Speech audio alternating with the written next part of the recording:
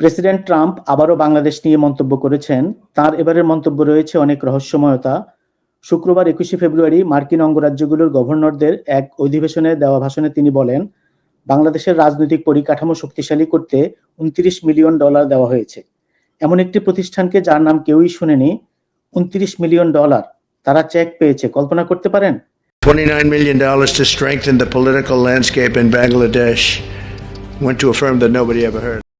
এদিকে বাংলাদেশের কোন সংস্থা যুক্তরাষ্ট্রের কাছ থেকে $29 মিলিয়ন পেয়েছে সেটি এখনো স্পষ্ট নয়। ট্রাম্প বলেন, তোমার একটি ছোট প্রতিষ্ঠান আছে, এখান থেকে $10,000, ওখান থেকে $10,000 করে পাও, তারপর হঠাৎ করে যুক্তরাষ্ট্রের কাছ থেকে $29 মিলিয়ন পেয়ে যাচ্ছ। ওই প্রতিষ্ঠানে মাত্র 2জন লোক কাজ করে, 2জন। আমি মনে করি তারা খুব বেশি খুশি, খুব ধনী হয়ে গেছে, শিগগিরই তারা একটা নামকরা বিজনেস ম্যাগাজিনের কাভারে চলে আসবে। এ সময় ট্রাম্প আরো বলেন, ভোটার উপস্থিতির জন্য আমার বন্ধু নরেন্দ্র মোদী ও ভারতের কাছে $21 মিলিয়ন যাচ্ছে।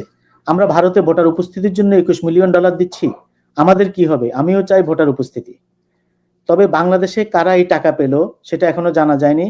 কোনো ছোটখাটো এনজিও পেতে পারে, এমনকি কোনো এনজিও আছে যার সদস্য সংখ্যা মাত্র 2জন।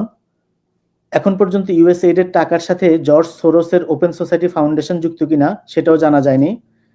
ট্রাম্প প্রশাসন আমেরিকার সরকারের ব্যয় সংকোচনের জন্য ডিপার্টমেন্ট অফ গভর্নমেন্ট এফিসিয়েন্সি বা ডোজ গঠন করেছেন। তারই প্রেক্ষিতে আমেরিকার অন্যতম সাহায্যকারী সংস্থা ইউএসএআইডি এর সাহায্য কার্যক্রম বন্ধ করে দেওয়া হয়।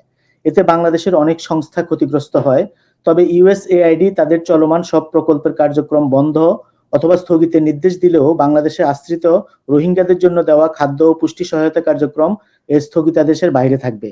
অর্থাৎ রোহিঙ্গাদের জন্য দেওয়া খাদ্য ও পুষ্টি সহায়তা কার্যক্রম চলবে, যেটা অনেক খারাপ খবরের মধ্যে কিছুটা ভালো খবর।